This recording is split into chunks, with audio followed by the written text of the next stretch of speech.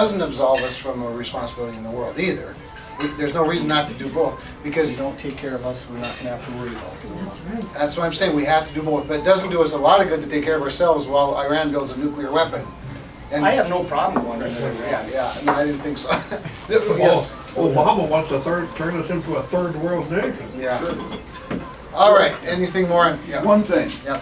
why do we still send full boat all these donations overseas when we're supposedly in a cutback?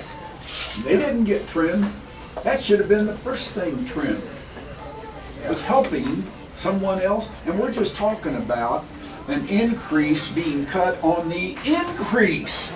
We're not talking about the baseline budget. This thing is used as a weapon against us. Let's talk about that for a minute, because I think this is an important thing related to the budget and the cut. One thing I think we forget a lot of times is that over the last 8 months since I've been in Congress, there have been real cuts, not just cuts and increases, real cuts. I mean, the deficit's actually been cut about in half in the last 2 years. But all of that cut has come on the discretionary part of the budget, which is only 1/3 of the total budget. Sure. And so, in terms of getting rid of our deficit altogether, we have to start dealing with the big issues as well. So, you know, in fairness, now that said, there are some issues where there are just cuts and an increase, and you'd think the world was coming to an end to hear some. Anything else? I know there is. Yes. What do you think is going to be a timeline we're going to look at for immigration reform, some comprehensive immigration Comprehensive reform? immigration reform. Okay, this is two things. One, as you know, the Senate passed comprehensive immigration reform, and we've heard a little bit about it so far this morning. We can talk some more about that. The House, what I think will happen with immigration reform is, if we get to it this year, it will come up very quickly. It will be in the form of about 5 different bills. It will not be one comprehensive bill. And it will be part of a grand bargain. They'll be standalone, but it'll all be part of a grand bargain. Here's what the House is doing on immigration reform. The House Committee, Judiciary Committee, is taking up most of the bills. I think there's one in the Homeland Security bill, maybe. And it's going to take up each of the components of immigration reform separately. There are several tracks, but there are 2 main tracks, 2 basic tracks. One is legal immigration, one is illegal immigration.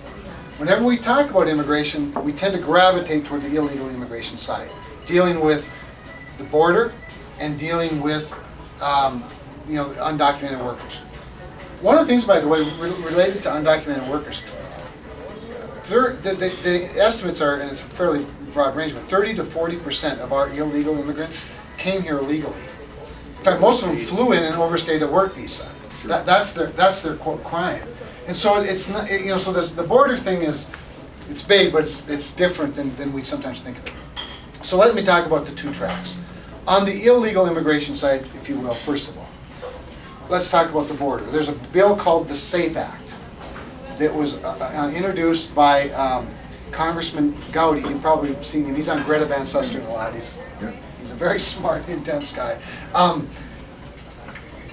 His bill, the SAFE Act, does basically 2 things with regard to the border. First thing it does is it empowers states. So you know how the states of Arizona or Texas or Arizona, especially, they pass laws to deal with the border because the federal government won't. What does our federal government do? Sues them. I mean, our federal government sues a sovereign state, you know, for protecting themselves. And Governor Jan Brewer is taking a lot of heat over this. So the SAFE Act, what it does is says to states along the border or anywhere else, if you pass laws that are consistent with the federal laws, they are your laws to enforce the way you want. So it empowers local sheriffs and state police and whatnot to pass laws. They have to be consistent with the federal laws, but that's not a big deal. And that way, they can enforce it rather than us making them hostile. We make them a partner. The second thing it does is I'm just trying to think here.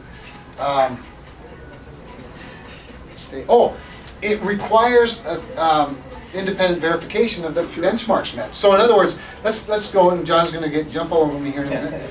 But so the Senate has this really awful immigration reform reform bill. I mean, it puts amnesty ahead of border security. It's just kind of unbelievable. Sure, convoluted. It is. And so John Hoven introduces an amendment along with a couple of other guys that puts a bunch of resources into border security. Resources of money, people, fences, all that stuff. All that's well and good. It's very important. And it makes the bill more closely aligned with what we want to do. That's not insignificant because that means if you get two bills, you can negotiate with greater leverage on what we need. And one of the things we want, because this has been a problem, like I said, since Ronald Reagan was president, presidents selectively enforce the laws they want to enforce. This bill won't let them. It puts some control, I think it's the Government Accounting Office, of measuring and validating benchmarks set by the Congress. Not by a bureaucrat, not by the Attorney General of the United States, which is another whole issue, but rather the law is being upheld, at which point then you can move on to other immigration reforms. But until such time as the benchmarks are met, you don't. So that's the SAFE Act. Good. There's then what If to it's do. enforced. Well, that's what I mean. It has to be. That's the benchmark that's put in place. How many bills are passed that don't get enforced? How many resolutions? I mean, Well, but see, come on, this is but Washington. that's what I'm talking about. This puts that third party Control them. control Yeah. away from, takes it away from the administration, the administrative branch, so they can no longer selectively enforce. So that, and then if they don't do it, you have the states as the backstop. And we support the states as opposed to are hostile toward it. Right. With regard to the undocumented workers, let's leave that alone for a minute. I want to come back then to the legal side, but I will get back to the undocumented workers because I think it's a very important piece. We have a legal immigration challenge in our country as well, and we have it right here in North Dakota. And that we don't have enough people. It's hard to believe when you have, unemployment probably in double digits in terms of, the only reason unemployment ever goes down anymore is because people stop looking for work, they give up. We still have an employment challenge in this country, but we have a number of entities that can't get enough employees in this country. And the first piece I'll talk about is the H-1B, the highly technical, highly skilled, specifically educated, very narrowly educated, if you will, folks that are engineers, software developers. And so you take a company like Microsoft. Microsoft's the largest campus outside of Redmond, Washington is in Fargo, North Dakota. They have 2,000 employees there. Microsoft needs 6,000 workers that they can't hire in the United States.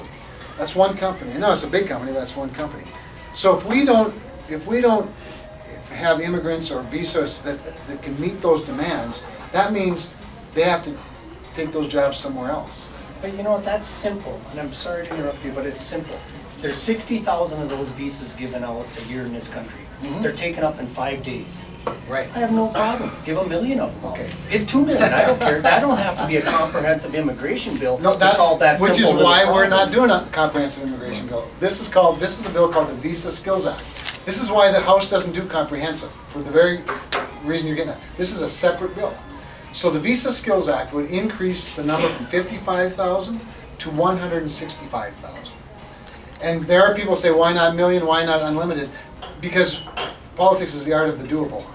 So by Those making people are it self-sufficient. They come here. They are. They don't need welfare. But they you don't also need- have, on top of that, an education system where our visa laws require, if we educate a foreign student, when they graduate, they have to go back home, which puts them in the global marketplace, right?